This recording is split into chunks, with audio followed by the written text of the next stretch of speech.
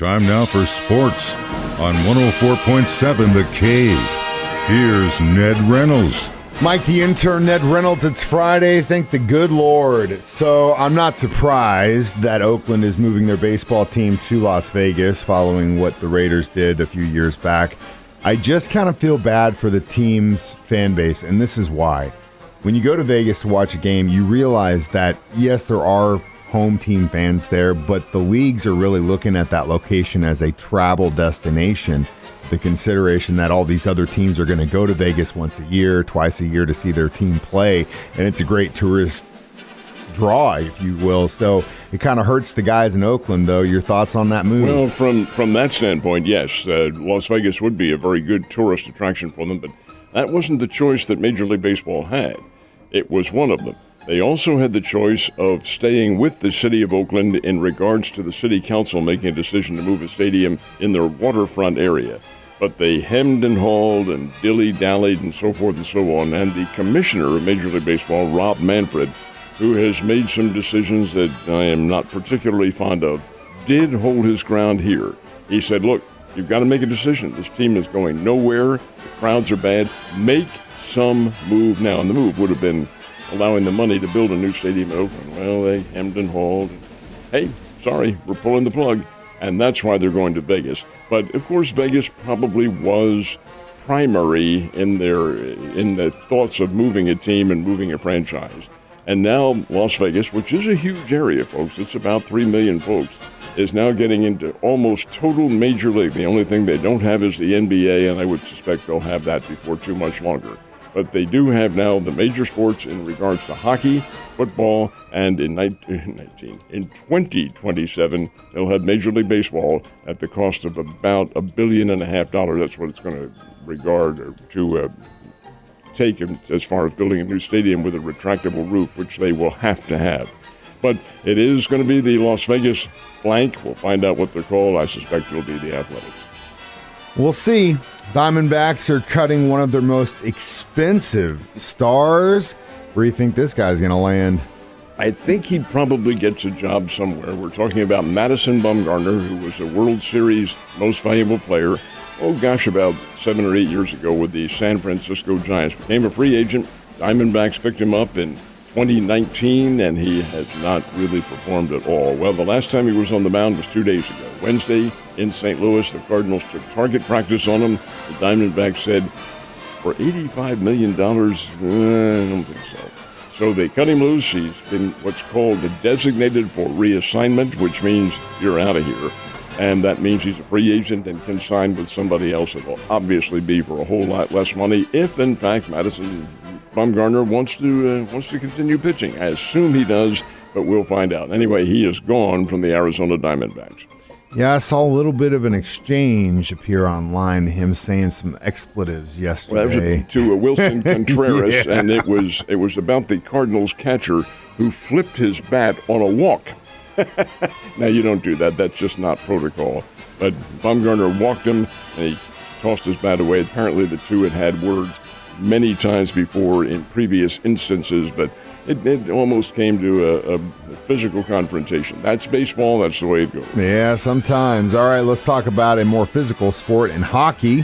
What happened in the playoffs last night? We'll talk about the 4 winners last night, one of whom the Toronto Maple Leafs. They came back and knocked off the Florida Lightning, the Tampa Bay Lightning, who are a former champion. New York Rangers got a win. Colorado Avalanche, who are the defending Stanley Cup champions, rallied to get a win over the Kraken from Seattle. And the Las Vegas Golden Knights, playing at home, evened their series by beating the Winnipeg Jets. So we had 4 wins in the Stanley Cup last night, and we'll talk about NBA in the next hour. MSU Bears did get a win yesterday. Were they able to hit the long ball? How about 6 times they wow. did this? Bears played Belmont, the Belmont Grizzlies. That's the first time the Bears have played Belmont as a conference team. They played them before. Belmont comes to Springfield. The game was moved up by an hour because of pending weather, and they got it in, and the Bears sent 6 of them out of the ballpark, and that ties a club record. 6 home runs, 2 of them by Mason Hull, 2 of them by the freshman from Canada, Tag Gollert. one by Zach Stewart out of Lebanon, and the other by Cam Craddock, who is a graduate senior from Wisconsin.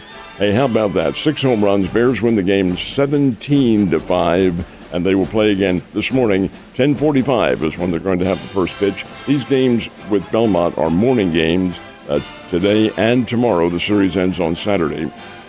And the reason it's not carried over Friday, Saturday, and Sunday is because the Springfield Cardinals are playing a Sunday afternoon game. So the Bears couldn't wait around. Hey, we'll just play them on Saturday morning. So that's when they are, Friday and Saturday morning. And 2 more games with Belmont beginning today and then again tomorrow.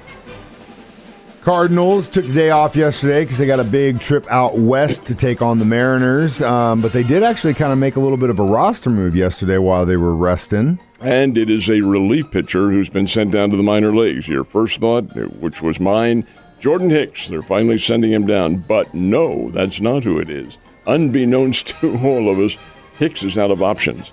A major league player is allowed 6 options. That is 6 to go back to the minor leagues and be called back. And Hicks is out of them. So if they send him back to the minor leagues, he's free agent. Well, the Cardinals didn't want that, so they said, well, we're going to work with him and put him in situations where he can get his pitch back, his fastball back. Well, gang, that hasn't happened in 3 years. Not just a month or 2 months, 3 years. He's been struggling out there. How much longer? This is Major League Baseball. It is not a teaching circumstance. He's taught in the minor leagues. I know the guy's out of options. And which of the minor league teams do you suppose Jordan Hicks never pitched on? The Springfield Cardinals. Yep. He went from single A to triple A and then to the big time because he could throw hard. Well, throwing hard also threw out his arm, and he hasn't been anything. Anyway, that's not the point. He didn't get sent back because they're out of options.